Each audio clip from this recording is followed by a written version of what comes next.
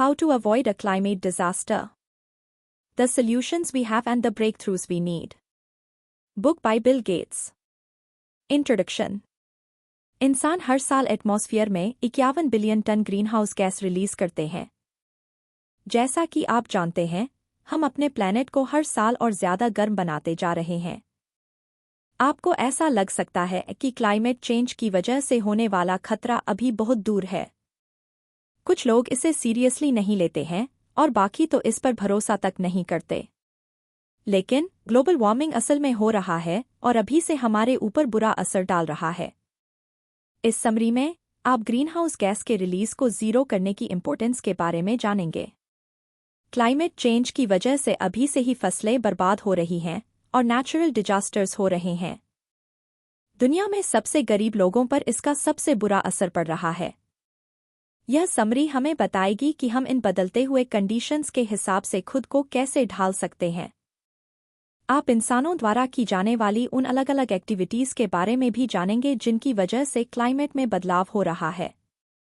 Energy, agriculture, transport और construction इसके main sectors हैं। इस समरी में आपको इन फील्ड्स में आए नए एडवांस चीज़ों के बारे में भी बताया जाएगा जो हमें हरे भरे फ्यूचर की तरफ ले जा रहे हैं। अगर कोई क्लाइमेट डिजास्टर होता है तो इस धरती के कई बड़े हिस्से रहने के लायक नहीं रहेंगे। इसकी वजह से कई इंडस्ट्रीज में ऐसे नुकसान होंगे जिन्हें वापस ठीक नहीं किया जा सकेगा। हम सबकी ड्यूटी है कि हम अपने लिए और आने वाली जनरेशन के लिए अपने प्लैनेट की रक्षा करें। क्लाइमेट चेंज के खिलाफ हो रही लड़ाई में बदलाव लाने के लिए आप क्या कर सकते हैं, ये जानने के लिए हमारे साथ इस समरी के आखिर तक बने रहिएगा। Y0 हम ग्रीनहाउस गैस के रिलीज को जीरो करके ही क्लाइमेट में हो रहे बदलाव को रोक सकते हैं। जब इन गैस का रिलीज एटमॉस्फेयर में बढ़ता है तो टेम्परेचर भी बढ़ने लगता है। आज रिलीज किया गया 20% कार्बन डाइऑक्साइड अगले 10,000 सालों तक यहीं रहेगा। जब तक हम एटमॉस्फेयर में कार्बन डाइऑक्साइड मिलाते रहेंगे तब तक टेम्परेचर बढ़ता रहेगा। ग्रीनहाउस गैस कई तरह के होते हैं, जैसे कि मीथेन और नाइट्रस ऑक्साइड। उनके इफेक्ट को भी आमतौर पर कार्बन डाइऑक्साइड के बराबर ही माना जाता है। हर साल पूरी दुनिया में लगभग 37 billion ton carbon dioxide release किया जाता है। सभी ग्रीनहाउस गैस जो रिलीज होता है वो कार्बन डाइऑक्साइड के लगभग 51 बिलियन टन के बराबर होता है। हीट या गर्मी को एटमॉस्फेयर में रोककर ग्रीनहाउस गैस धरती को गर्म बनाते हैं। सूरज से आने वाली गर्मी ग्रीनहाउस गैस से होकर गुजर जाती है और उस पर कोई असर नहीं पड़ता है। उसमें से कुछ सोलर एनर्जी को धरती रिफ्लेक्ट कर देती है, यानी वापस भेज देती है। ग्रीनहाउस गैस इन रिफ्लेक्ट किए गए रेस को अब्जॉर्ब कर लेते हैं और पहले से ज्यादा गर्म हो जाते हैं। इस वजह से एटमॉस्फेयर गर्म हो जाता है। ज्यादातर ग्रीनहाउस गैस फॉसिल फ्यूल्स को जलाने से रिलीज होते हैं। इसका दूसरा बड़ा कंट्रीब्यूटर है सीमेंट और फर्टिलाइजर मैन्युफैक्चरिंग। असल में इन एक्टिविटीज को पूरी तरह बंद कर देने का कोई तरीका नहीं है। जीरो कार्बन लेवल करने का प्रैक्टिकल तरीका यही कि हमें एटमॉस्फेयर से हमारे द्वारा रिलीज किए गए कार्बन को पूरी तरह हटाना होगा। लेकिन क्लाइमेट में हो रहे बदलाव को रोकना जरूरी क्यों है? ग्लोबल टेम्परेचर 100 सालों में सिर्फ 1 डिग्री सेल्सियस या 2 डिग्री सेल्सियस जितने छोटे अमाउंट से ही बढ़ता है, लेकिन ये छोटा सा बदलाव भी बहुत बड़ा असर डाल सकता है। टेम्परेचर के बढ़ने की वजह से तूफानों पर बहुत पावरफुल असर पड़ता है। जब हवा गर्म होती है तो समुद्र से ज्यादा पानी एवापोरेट होता है, यानी भाप बन जाता है। ये पानी एटमॉस्फेयर में ज्यादा समय तक भाप की तरह नहीं रहता है। वो बारिश या बर्फ बनकर वापस नीचे आ जाता है। जब पानी के भाप बारिश में बदलते हैं तब बहुत ज्यादा एनर्जी रिलीज करते हैं। इसका नतीजा ये होता है कि जैसे जैसे टेम्परेचर बढ़ता जाएगा वैसे वैसे दुनिया भर में होने वाले नेचुरल डिजास्टर भी बढ़ते जाएंगे। इस वजह से मिट्टी की कंडीशन खराब हो जाएगी। ज्यादा टेम्परेचर की वजह से उसमें मॉइस्चर यानी नमी कम हो जाएगी। जब तूफान आएगा तो इसकी वजह से बाढ़ आएगी। ये साइकिल फसल और खाने के प्रोडक्शन पर नेगेटिव असर डालेगा। ज्यादा गर्म क्लाइमेट की वजह से जंगलों में आग भी ज्यादा लगती है। जब हवा गर्म होती है तो ये पेड़ों से ज्यादा नमी को सोख लेती है। सूखे पेड़ जल्दी से आग पकड़ लेते हैं और ये आग तेजी से पूरे में फैल जाती है। आज कैलिफोर्निया में 1970 के दशक के मुकाबले में जंगलों में 5 गुना ज्यादा आग लगने लगी है। ग्लोबल वार्मिंग का आखिरी इफेक्ट है समुद्र का बढ़ता हुआ लेवल। ये 2 कारण से होता है। पहला, ज्यादा टेम्परेचर की वजह से पोलर आइस कैप्स पिघलने लगते हैं। दूसरा, गर्म होने पर समुद्र का बढ़ जाता है। समुद्र के किनारे बसे शहरों में पानी के बढ़ते हुए लेवल के असर को अभी से देखा जा सकता है। मायामी में जब बारिश नहीं होती है तब भी समुद्र का पानी नालों में भर आता है। वहां की मिट्टी उस पानी को अब्सॉर्ब कर लेती है और नीचे चली जाती है। 2100 तक उस शहर के चारों ओर समुद्र का लेवल 2 फीट तक बढ़ जाएगा। मायामी और कैलिफोर्निया में क्लाइमेट चेंज के असर को ज्यादा महसूस नहीं किया जाएगा। यूएस जैसे अमीर देश जल्द ही इसके हिसाब से खुद को ढाल लेंगे। लेकिन गरीब देशों के लिए क्लाइमेट में हो रहा बदलाव एक डिजास्टर बन जाएगा। आइए बांग्लादेश के एग्जाम्पल को देखते हैं। भारी बारिश और बे ऑफ बंगाल के अनप्रिडिक्टेबल मौसम की वजह से इस देश को हमेशा बाढ़ का सामना करना पड़ा है। बांग्लादेश ने गरीबी से बाहर निकलने के लिए बहुत मेहनत की है, लेकिन क्लाइमेट में हो रहे बदलावों ने उसके डिजास्टर्स को और भी ज्यादा खराब कर दिया है। आज बांग्लादेश के 30% हिस्से का पानी में डूब जाना जैसे आम बात हो गई है। हो सकता है कि बढ़ते हुए टेम्परेचर का डायरेक्ट इम्पैक्ट ढूंढ पाना मुश्किल हो, लेकिन हमें इतना तो पता ही है कि इसका नतीजा पॉजिटिव नहीं होगा। क्लाइमेट में होने वाले बदलाव के चैलेंज का सामना करने के 2 तरीके हैं। पहला, आप खुद को उसके मुताबिक ढाल सकते हैं। इसके एग्जाम्पल में सूखे और बाढ़ में भी ठीक रहने वाली फसल डेवलप करना है। लेकिन हम कितना ज्यादा खुद को ढाल सकते हैं, इसकी भी एक लिमिट है। दूसरा और सबसे अच्छा सॉल्यूशन है मिटिगेशन, यानी किसी चीज में कमी करना। इसका मतलब है कि जो ग्रीनहाउस गैस हम एटमॉस्फेयर में रिलीज करते हैं उसके अमाउंट को कम करना। अगर आप डिजास्टर से बचने की उम्मीद रखना चाहते हैं तो अमीर देशों को 2050 तक इन गैसेस के रिलीज को 0 तक पहुंचाना होगा। How we plug in. Electricity हमारी जिंदगी का एक जरूरी हिस्सा है। इसके बिना हमारा मोबाइल फोन, एसी और लाइट किसी काम के नहीं होंगे। इलेक्ट्रिसिटी के कारण कई इंडस्ट्रियल प्रोसेस चल पाते हैं। इलेक्ट्रिसिटी का सिस्टम इतना एडवांस्ड है कि डेवलप्ड देशों में लाइट कभी कभार ही जाती है। लेकिन इलेक्ट्रिसिटी को प्रोड्यूस करना भी क्लाइमेट में हो रहे बदलाव में बहुत बड़ा रोल निभाता है। ये ग्रीनहाउस गैस के 27% रिलीज के लिए जिम्मेदार है। अगर हम क्लाइमेट डिजास्टर से बचना चाहते हैं तो इसके लिए कार्बन फ्री इलेक्ट्रिसिटी बनाना सबसे इम्पोर्टेंट स्टेप है। क्लीन एनर्जी का होना कई सेक्टर्स को पहले से ज्यादा इको फ्रेंडली बना देगा। क्लीन एनर्जी कई फॉर्म्स में मौजूद हैं, तो फिर हम फॉसिल फ्यूल्स को क्यों जलाते हैं? इसका सबसे आसान जवाब है कि ये सस्ता है।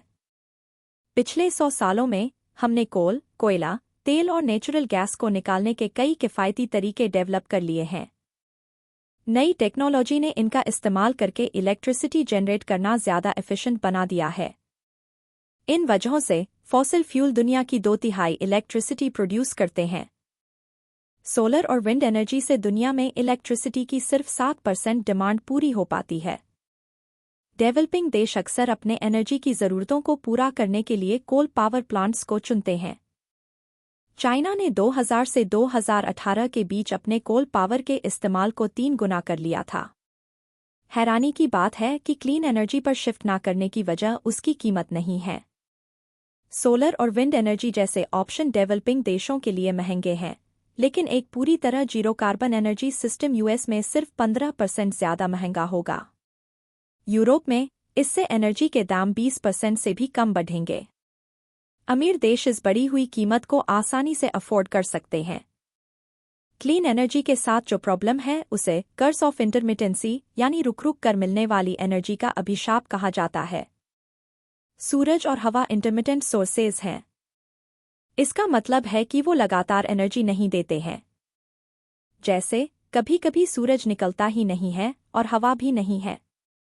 हालांकि हमारे पावर की ज़रूरतें इंटरमिटेंट नहीं हैं, यानी हमें हर वक्त लगातार इलेक्ट्रिसिटी की ज़रूरत होती है।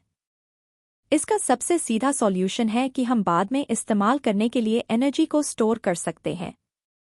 हम दिन के दौरान एक्स्ट्रा सोलर पावर जनरेट कर सकते हैं और रात में उसका इस्तेमाल कर सकते हैं।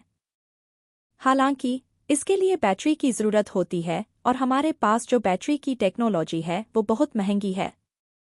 सोलर और विंड एनर्जी को स्टोर करने से एनर्जी का अभी जो खर्चा है वो 3 गुना हो जाएगा। तो अगर बैटरी काम की नहीं है तो हम एनर्जी को स्टोर करने के लिए कौन से दूसरे तरीके का इस्तेमाल कर सकते हैं? इसका एक ऑप्शन है पंप हाइड्रो पावर। जब एनर्जी का प्रोडक्शन ज़्यादा होता है उस दौरान हम बची हुई एनर्जी को रिजर्वोयर में पानी पंप करने के लिए इस्तेमाल कर सकते हैं। बाद में हम उस स्टोर किए गए पानी का इस्तेमाल करके हाइड्रो पावर प्लांट चला सकते हैं। हालांकि पंप किए गए हाइड्रो के लिए बहुत सारी जगह की ज़रूरत होती है ताकि वहां रिजर्वोयर बनाया जा सके, इसलिए हमारा गोल एक ऐसी क्लीन एनर्जी को ढूंढना है जो इंटरमिटेंट न हो यानी रुक रुक कर न आए। फिलहाल हमारे पास इसका सबसे अच्छा ऑप्शन है nuclear power. Nuclear fission plant power generate करने में बाकी सभी क्लीन एनर्जी सोर्सेज को पीछे छोड़ देता है। ये इतना भरोसेमंद है कि फ्रांस अपनी इलेक्ट्रिसिटी का 70% हिस्सा न्यूक्लियर प्लांट में जनरेट करता है। ज़्यादा पावर जनरेट करना ही न्यूक्लियर एनर्जी का इकलौता फ़ायदा नहीं है। न्यूक्लियर प्लांट बनाने के लिए मटेरियल भी कम लगता है। मॉडर्न प्रोजेक्ट्स में कोल पावर प्लांट के मुकाबले कम कंक्रीट और स्टील का इस्तेमाल किया जाता है। इसके अलावा न्यूक्लियर एनर्जी के लिए सोलर या विंड एनर्जी के मुकाबले में बहुत कम जगह की ज़रूरत होती है। ये 90% समय पावर जनरेट कर सकता है, जिससे कर्स ऑफ इंटरमिटेंसी की प्रॉब्लम सॉल्व हो जाती है। लेकिन न्यूक्लियर पावर एक बहुत बड़े चैलेंज का सामना कर रहा है। हिस्ट्री में हमेशा से न्यूक्लियर पावर प्लांट से जुड़े कई डिजास्टर हुए हैं। इसका सबसे दर्दनाक एग्जाम्पल है चेर्नोबिल, 3 माइल आइलैंड और फुकुशिमा। हालांकि इन एक्सीडेंट्स का सॉल्यूशन न्यूक्लियर पावर को अवॉइड करना नहीं है। ये तो ऐसा हो जाएगा कि लोग रोड एक्सीडेंट में मारे जाते हैं, इसलिए गाड़ियों को ही बैन कर दिया जाए। इसके बजाय हमें ऐसे इनोवेशन पर फोकस करना होगा जो न्यूक्लियर पावर प्लांट को ज़्यादा सेफ बना सकें। ऑफशोर विंड एक और लगातार एनर्जी देने वाला क्लीन एनर्जी का सोर्स है। इसका मतलब है समुद्र में कहीं दूर विंड टरबाइन को लगाना।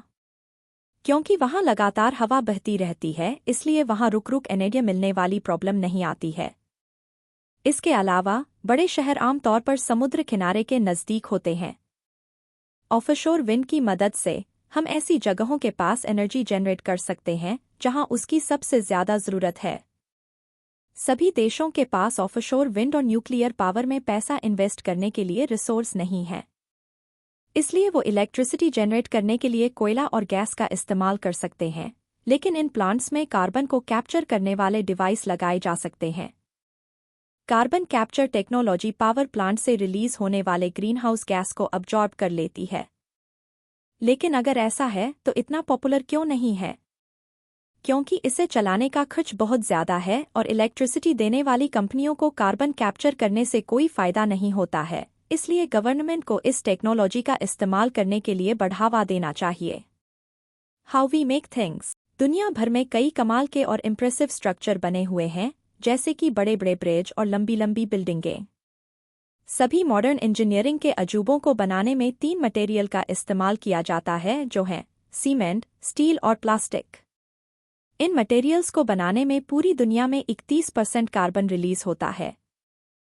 2001 से 2016 के बीच चाइना ने 25.8 बिलियन टन सीमेंट प्रोड्यूस किया था।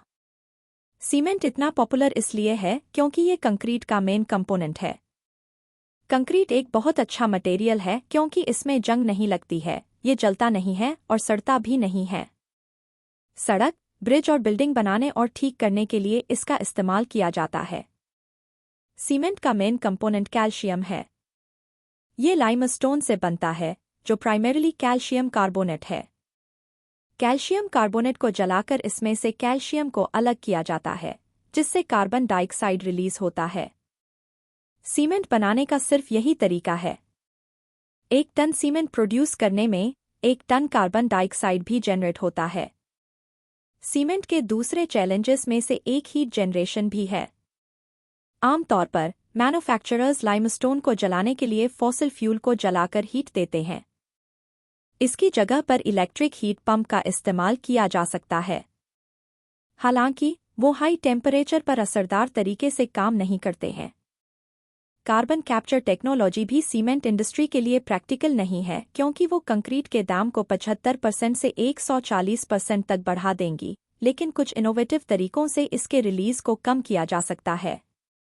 एक स्टार्टअप में ऐसी टेक्नोलॉजी का इस्तेमाल किया जाता है जो कार्बन डाइऑक्साइड को लेता है और उसे दोबारा सीमेंट में डाल देता है। ये एटमॉस्फेयर में रिलीज होने वाले कार्बन डाइऑक्साइड को कम कर देता है। फिलहाल ये प्रोसेस इसके रिलीज को सिर्फ 10% ही कम कर पाया है। इससे भी असरदार एक एक्सपेरिमेंटल तरीका है जो इसके रिलीज को 70% तक कम कर सकता है। आप समुद्र के पानी का इस्तेमाल करके सीमेंट मैन्युफैक्चर कर सकते हैं और कार्बन डाइऑक्साइड को कैप्चर कर सकते हैं। ये लाइमस्टोन की जरूरत को खत्म कर देता है। इसका नतीजा ये होगा कि सीमेंट प्रोडक्शन के दौरान कार्बन डाइऑक्साइड रिलीज नहीं होगा। स्टील को अक्सर कंक्रीट का अच्छा पार्टनर माना जाता है। कंक्रीट के ब्लॉक में स्टील के रॉड लगाने से उसकी ताकत बहुत बढ़ जाती है। ऑटोमोबाइल, मशीनरी और कंप्यूटर में भी स्टील का इस्तेमाल किया जाता है। ये स्ट्रॉन्ग होता है, सस्ता भी है और इसे रिसाइकल किया जा सकता है। आयरन में थोड़ा सा कार्बन मिलाकर स्टील को मैन्युफैक्चर किया जाता है। प्योर आयरन नेचर में नहीं पाया जाता है। इसे उन ओर से अलग किया जाता है जिसमें आयरन ऑक्साइड होता है। आयरन ओरे के साथ कोक को जलाकर स्टील प्रोड्यूस किया जाता है। कोक एक तरह का कोयला है। हाई टेम्परेचर पर कोक अपने कार्बन को रिलीज कर देता है और आयरन ओरे ऑक्सीजन रिलीज करता है।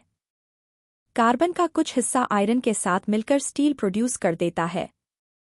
हालांकि बाकी का बचा हुआ कार्बन और ऑक्सीजन रिएक्ट करके कार्बन डाइऑक्साइड बना देते हैं। 1 टन स्टील बनाने में लगभग 1.8 टन कार्बन डाइऑक्साइड जनरेट होता है। बिना कार्बन रिलीज किए स्टील बनाने का पहला स्टेप है क्लीन इलेक्ट्रिसिटी प्रोड्यूस करना। मोल्टन ऑक्साइड इलेक्ट्रोलिसिस नाम की एक नई टेक्नोलॉजी आई है। इस प्रोसेस में आयरन ओरे को पिघलाकर उसमें से इलेक्ट्रिक करंट पास किया जाता है। ऐसा करने से कोक के साथ जलाए बिना आयरन में से ऑक्सीजन अलग हो जाता है। इसके बाद कार्बन को इसमें मिलाया जा सकता है। सिर्फ प्लास्टिक ही वो मॉडर्न मटेरियल का क्लास है जिसकी रेपुटेशन दुनिया भर में पहले से ही खराब है, लेकिन प्लास्टिक हर इंडस्ट्री का जरूरी हिस्सा बन गया है। आज अलग अलग टाइप की प्रॉपर्टी वाले 20 से भी ज्यादा टाइप के प्लास्टिक मौजूद हैं। प्लास्टिक को फॉसिल फ्यूल का इस्तेमाल करके बनाया जाता है। इसमें स्टील और सीमेंट से बिल्कुल उल्टा होता है और इसमें ज्यादातर इस्तेमाल किया गया कार्बन फाइनल प्रोडक्ट में रह जाता है। प्लास्टिक के साथ प्रॉब्लम यह है कि ये डिग्रेड, गलता या सड़ता नहीं होता है। प्लास्टिक गड्ढों में इकट्ठा हो जाता है और जब इन्हें समुद्र में फेंक दिया जाता है तो ये उसमें रहने वाले जानवरों के लिए जहर बन जाता है। लेकिन क्योंकि ये कार्बन को कई मिलियन सालों तक होल्ड करके रखता है, इसलिए क्लाइमेट में होने वाले बदलाव पर प्लास्टिक का बहुत मामूली सा असर होता है। प्लास्टिक से जुड़ा ज्यादातर एमिशन या रिलीज प्लास्टिक बनाने के लिए इस्तेमाल किए जाने वाले हीटिंग सिस्टम से आता है। इलेक्ट्रिक या हाइड्रोजन पावर्ड हीटिंग का इस्तेमाल करके हम प्लास्टिक के रिलीज को जीरो कर सकते हैं। इसका दूसरा तरीका है कार्बन कैप्चर अटैचमेंट के साथ नेचुरल गैस हीटर्स का इस्तेमाल करना। इन टेक्नोलॉजीज के साथ प्लास्टिक मैन्युफैक्चरिंग को एटमॉस्फेयर से कार्बन हटाने के लिए इस्तेमाल किया जा सकता है। फिलहाल हमें प्लास्टिक के लिए जिस कार्बन की जरूरत है वो हमें कोयला या क्रूड ऑयल से मिलता है। हालांकि हम थियोरेटिकली कार्बन डाइऑक्साइड में से भी कार्बन निकाल सकते हैं। मैन्युफैक्चरिंग सेक्टर में जितने भी इम्प्रूवमेंट की जरूरत है वो सभी हाईटेक सॉल्यूशन हैं। तो जब तक टेक्नोलॉजी वहां तक नहीं पहुंचती है तब तक हम क्या कर सकते हैं? इसका सबसे सीधा तरीका है कम से कम मटेरियल्स का इस्तेमाल करना। स्टील और प्लास्टिक को रिसाइकल किया जा सकता है। हम दूसरे इको फ्रेंडली चीजों का भी इस्तेमाल कर सकते हैं। एग्जाम्पल के लिए स्टील और कंक्रीट के बजाय लैमिनेटेड लकड़ी का इस्तेमाल किया जा सकता है। How we grow things. Carbon release का 19% हिस्सा एग्रीकल्चर सेक्टर की वजह से होता है। इसमें फसल उगाने और खाने के लिए जानवरों को पालना शामिल है। एग्रीकल्चर की वजह से रिलीज होने वाले गैस में कार्बन डाइऑक्साइड का सिर्फ थोड़ा सा ही हिस्सा होता है। असली नुकसान मीथेन और नाइट्रस ऑक्साइड से होता है। कार्बन डाइऑक्साइड की तुलना में मीथेन 28 गुना ज़्यादा और नाइट्रस ऑक्साइड 265 गुना ज़्यादा गर्मी पैदा करते हैं। ये प्रोजेक्शन किया गया है कि दुनिया की पॉपुलेशन 2100 तक 10 बिलियन तक पहुंच जाएगी। ये अभी के पॉपुलेशन से लगभग 40% ज़्यादा है, लेकिन हमारे खाने की डिमांड सिर्फ 40% से नहीं बढ़ेगी।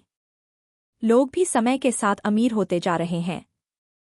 अमीर लोग ज़्यादा खाना खाते हैं।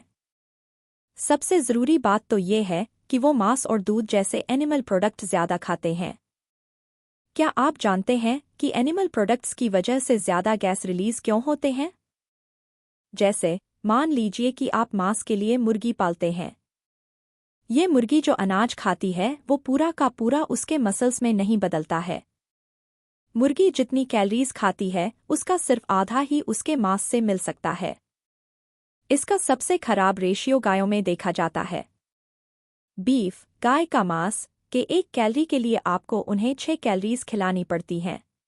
जब तक लोग ज़्यादा खाना खाते रहेंगे, तब तक एग्रीकल्चर की वजह से होने वाले गैस की रिलीज बढ़ती रहेगी। ज़ीरो कार्बन फ्यूचर बनाने के लिए हमें ग्रीनहाउस गैस को रिलीज किए बिना खाना प्रोड्यूस करना होगा। ऐसा करना मीट इंडस्ट्री के लिए मुश्किल होगा। ज़्यादातर गैस रिलीज करने के लिए जानवर खुद जिम्मेदार हैं। जैसे, गायों का एग्जाम्पल लेते हैं।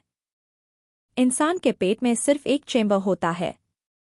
हम पौधों की पत्तियों में मौजूद सेल्यूलोज को डाइजेस्ट नहीं कर सकते। गायों के पेट में 4 चेंबर होते हैं और घास और दूसरे पौधों को डाइजेस्ट करने के लिए वो एक प्रोसेस का इस्तेमाल करते हैं जिसे एंटेरिक फर्मेंटेशन कहा जाता है, लेकिन सेल्यूलोज को डाइजेस्ट करने पर मीथेन भी बनता है। दुनिया भर में बीफ और डेयरी प्रोडक्ट्स के लिए लगभग 1 बिलियन जानवरों को पाला जाता है।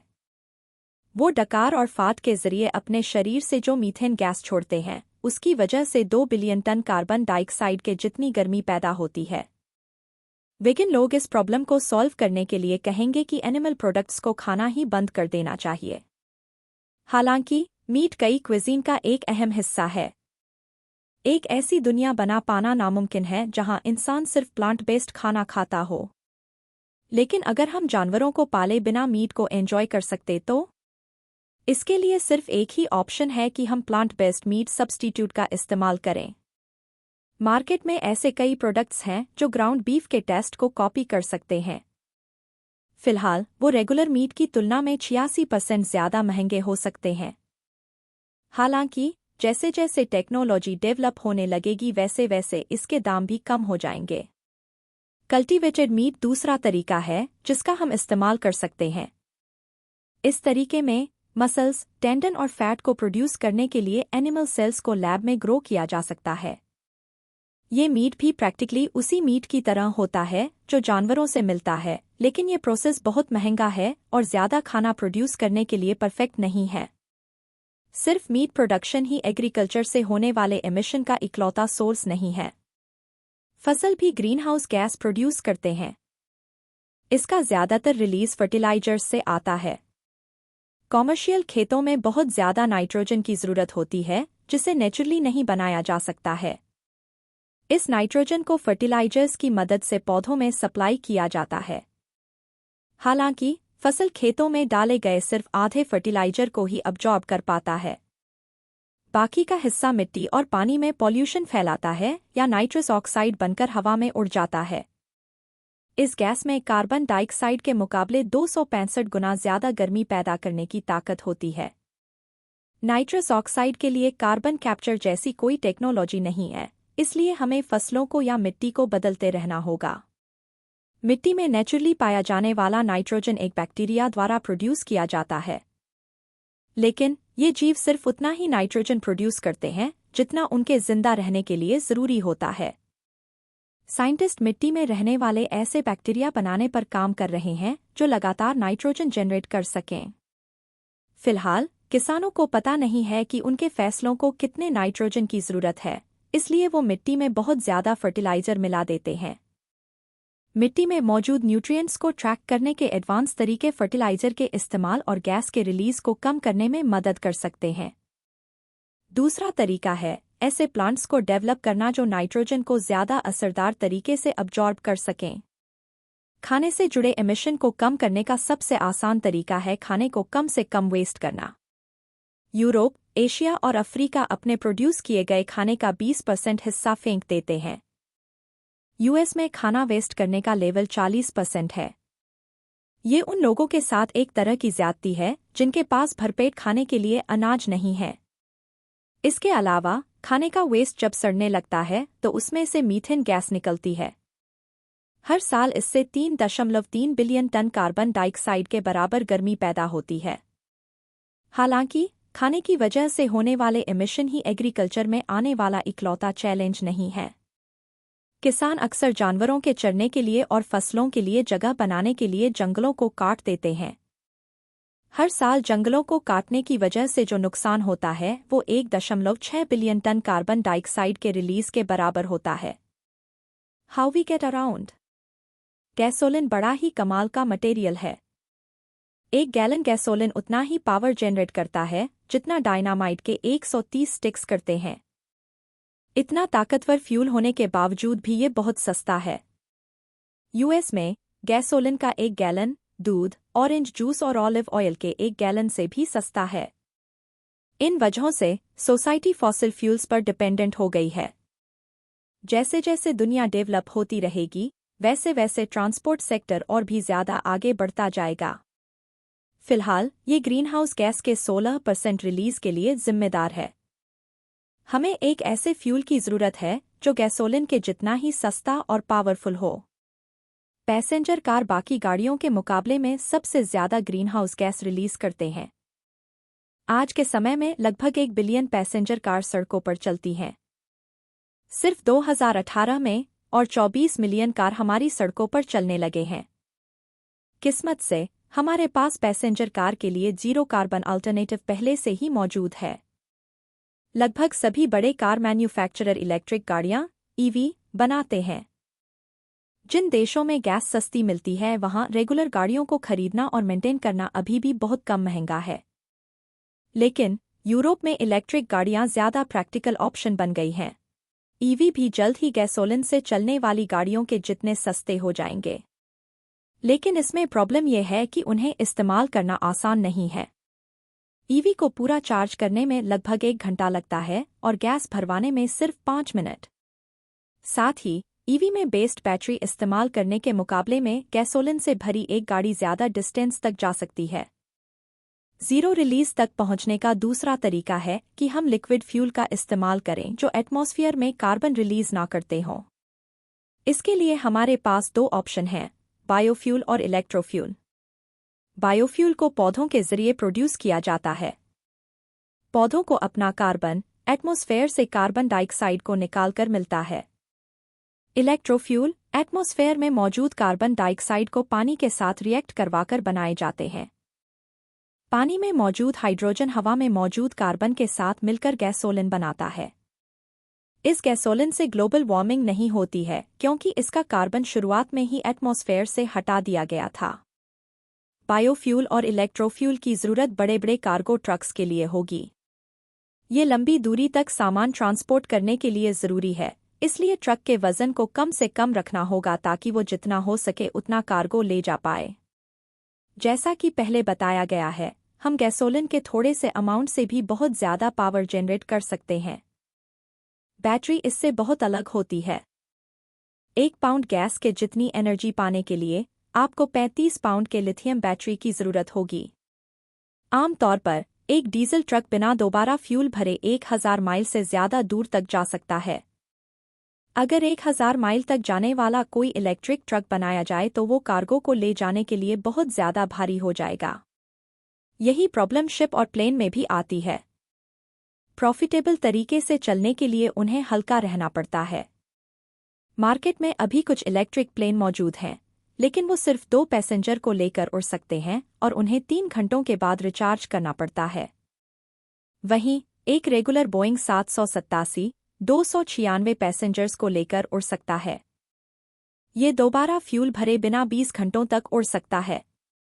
इतने बड़े गैप को भर करना बैटरी के लिए प्रैक्टिकली मुमकिन नहीं है। ट्रांसपोर्ट सेक्टर में आखिरी नंबर पर आता है शिपिंग। यहाँ हम एक यूनिक प्रॉब्लम का सामना करते हैं। शिप बंकर फ्यूल पर चलते हैं। ये तेल बहुत सस्ता होता है और गैसोलिन को प्योरीफाई करने के बाद बचे हुए तेल के रूप में मिलता है। बायोफ्यूल बंकर फ्यूल के मुकाबले लगभग 326% ज्यादा महंगे होते हैं। इलेक्ट्रोफ्यूल की हालत इससे भी ज्यादा खराब है। उनके 1 गैलन का दाम 7 गुना ज्यादा है। एक ऐसे फ्यूचर को इमेजिन करना मुश्किल है जहां क्लीन फ्यूल के दाम बहुत ज्यादा कम हो जाएंगे। इन चैलेंजेस को देखते हुए हम टेक्नोलॉजी के इम्प्रूव होने तक क्या कर सकते हैं? गैस के रिलीज को कम करने का सबसे अच्छा तरीका है ऐसी गाड़ियां डिजाइन करना जो फ्यूल को ज्यादा असरदार तरीके से इस्तेमाल कर पाएं। पैसेंजर कार और ट्रक्स में पहले से ही फ्यूल एफिशिएंसी का स्टैंडर्ड मौजूद है। इसने मैन्युफैक्चरर्स को ऐसी गाड़ियां डिजाइन करने पर मजबूर कर दिया है जो कम गैसोलिन यूज करते हों। हम एरोप्लेन और शिप में भी ऐसा ही स्टैंडर्ड अप्लाई कर सकते हैं। यहाँ रूल्स को लागू करना ही बड़ा चैलेंज है। इंटरनेशनल वाटर या हवा में ऐसा कौन सा देश है जो फ्यूल एफिशिएंसी के स्टैंडर्ड को लागू कर सकता है? इस प्रॉब्लम को सॉल्व करने के लिए पूरी दुनिया को साथ मिलकर काम करना होगा। इंसान होने के नाते हमारी सिंपल सी ड्यूटी है कि हमें हमारे द्वारा रिलीज किए गए गैस को कम करने के तरीके ढूंढने होंगे। इसका मतलब है कि हमें जितना हो सके उतना कम कार ड्राइव करना चाहिए या शिप और प्लेन का कम से कम इस्तेमाल करना चाहिए। हम कारपूल या पैदल चलने जैसे क्लीन तरीकों का भी इस्तेमाल कर सकते हैं और साइकिल का ज्यादा इस्तेमाल कर सकते हैं। कुछ शहर अपने स्ट्रक्चर को ऐसा बनाने की कोशिश कर रहे हैं जहां गाड़ियों के बिना ट्रैवल करना आसान हो सके। Adapting to a warmer world. अब तक आप समझ गए होंगे कि गैस के रिलीज को जीरो करने के लिए इनोवेशन की जरूरत है। हालांकि इन नई टेक्नोलॉजीज को एक दिन में डेवलप नहीं किया जा सकता। इन ग्रीन प्रोडक्ट्स को बड़े स्केल पर इस्तेमाल किए जाने लायक बनाने में अभी कई साल लगेंगे। तब तक दुनिया और ज्यादा गर्म होती रहेगी। सभी देशों के लोगों पर क्लाइमेट में हो रहे बदलाव का असर पड़ेगा। हालांकि कम इनकम वाली कम्युनिटीज पर इसका सबसे बुरा असर पड़ेगा। उन्हें गरीबी और ग्लोबल वार्मिंग से एक साथ लड़ना होगा। अगर सूखा पड़ने और बाढ़ आने जैसे डिजास्टर बढ़ते रहेंगे तो ज्यादा फसलों का नुकसान होगा। जानवरों को कम खाना मिलेगा जिसकी वजह से मीट और दूध का प्रोडक्शन भी कम हो जाएगा। अगर कोई डिजास्टर नहीं हुए तो भी गर्मी की वजह से मिट्टी जल्दी सूख जाएगी। इस वजह से फसल उगाना मुश्किल हो जाएगा। यूएस के इंडस्ट्रियल खेत फार्म हो सकता है कि ऐसी दिक्कतों का सामना करके उभर भी जाए, लेकिन केन्या के गरीब किसानों के लिए एक खराब फसल उनकी जिंदगी और मौत के बीच के अंतर जैसा होता है।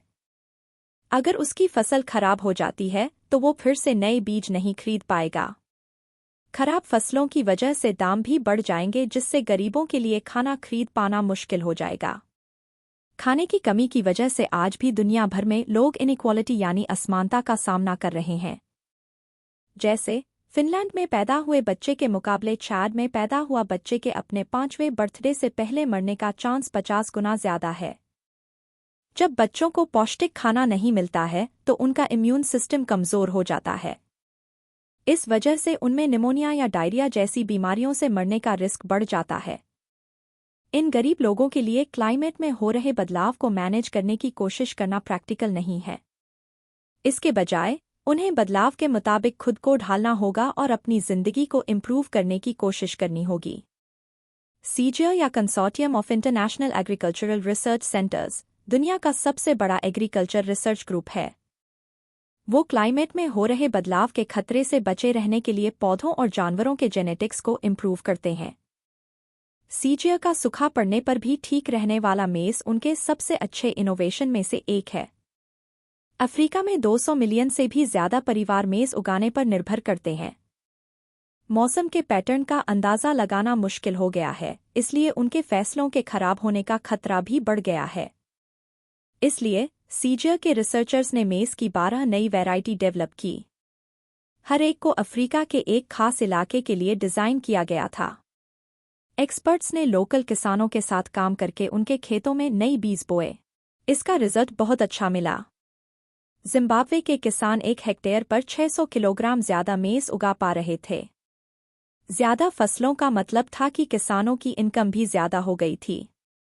इससे उन्हें अपने बच्चों को स्कूल भेजने में और अपने घरों को ठीक करवाने में मदद मिली। सीजियर इंडिया में चावल के किसानों के साथ भी काम करता है। वहां बारिश के मौसम का अंदाजा लगाना मुश्किल हो गया है, जिस वजह से सूखा पड़ता है और बाढ़ भी आती है।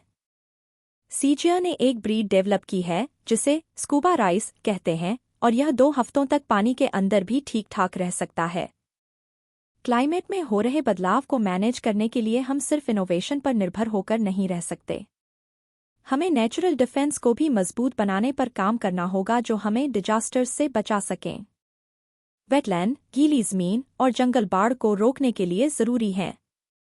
इन इकोसिस्टम को रिस्टोर करने से हर साल शहरों का $890 मिलियन बचने लगेगा। समुद्र के पास के इलाकों को मैंग्रोव के जंगलों को फिर से बनाने पर फोकस करना चाहिए। मैंग्रोव्स छोटे छोटे पेड़ होते हैं जो समुद्र किनारे उगते हैं और नमकीन पानी में रह सकते हैं। ये समुद्र के किनारे आने वाली बाढ़ को और तूफान को कम कर देते हैं। साथ ही मैंग्रोव समुद्री जानवरों के कई स्पीसीज के लिए रहने की जगह की तरह काम करते हैं। ऊपर बताए गए सॉल्यूशन खास तौर पर गांव और कम पॉपुलेशन वाले इलाकों पर फोकस करते हैं। हालांकि दुनिया की आधी पॉपुलेशन शहरों में रहती है। ये फ्रैक्शन फ्यूचर में और भी ज्यादा बढ़ जाएगा। क्लाइमेट की वजह से होने वाले डिजास्टर को माइंड में रखते हुए नए शहरों को डिजाइन किया जाना चाहिए। इसका मतलब है कि रेगुलर बाढ़ को हैंडल करने के लिए सी वॉल, समुद्री दीवारें और स्टॉर्म ड्रेन, तूफानी नालियां बनाए जाने चाहिए। ब्रिज और हाईवे जैसे इंफ्रास्ट्रक्चर तूफानों के खिलाफ रेसिस्टेंट होने चाहिए। खुद को ढालने का आखिरी तरीका है सबसे बुरे हालात के लिए तैयार रहना। कई डिजास्टर दुनिया के टेम्परेचर को अचानक से बढ़ा सकते हैं। एग्जाम्पल के लिए, समुद्र की सतह के नीचे मीथेन के पॉकेट बंद हैं। अगर वहां कोई धमाका होता है तो क्लाइमेट में आने वाला बदलाव अचानक बहुत तेज हो सकता है और ये पूरी दुनिया में तूफान ला सकता है। क्लाइमेट डिजास्टर के लिए शॉर्ट टर्म उपाय को जियोइंजीनियरिंग कहते हैं, लेकिन जियोइंजीनियरिंग कार्बन रिलीज के मेन प्रॉब्लम को सॉल्व नहीं कर पाता है। इसलिए हमें क्लाइमेट में हो रहे बदलाव का सामना करने के लिए इस तरीके का इस्तेमाल नहीं करना चाहिए। एटमॉस्फेयर में छोटे छोटे पार्टिकल्स को फैलाना क्लाइमेट को कंट्रोल करने का एक तरीका है। ये पार्टिकल्स सूरज की किरणों को बिखेरकर धरती की सतह को ठंडा कर सकते हैं। हमें पता है कि ये दुनिया में हर जगह काम कर सकता है। जब भी कोई बड़ा वोल्केनो फूटता है तब ऐसा होता है। दूसरा तरीका है बादलों को ब्राइट बनाना। ज्यादा ब्राइट बादल सूरज की ज्यादा किरणों को रिफ्लेक्ट करते हैं, जिससे धरती कम गर्म होती है। हम बादलों पर नमक के क्रिस्टल स्प्रे करके ऐसा इफेक्ट क्रिएट कर सकते हैं। क्लाइमेट में हो रहे बदलावों को ठीक करने के लिए हमें धरती पर आने वाली सूरज की किरणों के अमाउंट को सिर्फ 1% कम करना होगा। कंक्लूजन। सबसे पहले आपने जाना कि हमें ग्रीनहाउस गैस के रिलीज को बंद करने की जरूरत क्यों है। ग्रीनहाउस गैस सूरज के रेडिएशन को एटमॉस्फेयर में रोक लेते हैं, जिससे धरती गर्म हो जाती है। इसकी वजह से सूखा पड़ने, जंगलों में आग लगने, बाढ़ आने और समुद्र का लेवल बढ़ने जैसी प्रॉब्लम होती हैं। दुनिया का टेम्परेचर अगर 1 डिग्री सेल्सियस भी बढ़ता है तो इस वजह से बहुत बुरा असर पड़ सकता है। दूसरा, आपने जाना कि कैसे इलेक्ट्रिसिटी जनरेट करना क्लाइमेट में हो रहे बदलाव में बड़ा रोल निभाता है। दुनिया में 66% इलेक्ट्रिसिटी फॉसिल फ्यूल्स को जलाकर प्रोड्यूस की जाती है। हम सोलर या विंड एनर्जी का इस्तेमाल इसलिए नहीं करते क्योंकि वो स्टेबल नहीं होते हैं या उनसे रुक रुक कर एनर्जी मिलती है। इसके अलावा जिस अच्छी क्लीन एनर्जी का हम इस्तेमाल कर सकते हैं वो न्यूक्लियर और ऑफशोर विंड हैं। हम पहले से मौजूद फॉसिल फ्यूल के प्लांट्स में कार्बन कैप्चर करने वाले डिवाइस भी लगा सकते हैं। तीसरा, आपने जाना कि कैसे कंस्ट्रक्शन सेक्टर भी क्लाइमेट में हो रहे बदलाव में एक बड़ा फैक्टर है। स्टील, कंक्रीट और प्लास्टिक प्रोड्यूस करने में बहुत ज्यादा कार्बन डाइऑक्साइड बनता है। इसकी वजह से होने वाले रिलीज को बंद करने के लिए हम मोल्टन ऑक्साइड इलेक्ट्रोलिसिस जैसे एडवांस तरीकों का इस्तेमाल कर सकते हैं। हालांकि इसका सबसे प्रैक्टिकल तरीका कम से कम मटेरियल्स इस्तेमाल करना और इसका अल्टरनेटिव ढूंढना है।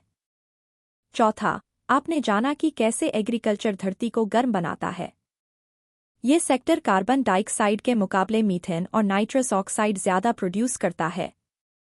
कल्टीवेट किए गए और आर्टिफिशियल मीट हमारे जानवरों को पालने की ज़रूरतों को कम कर सकते हैं।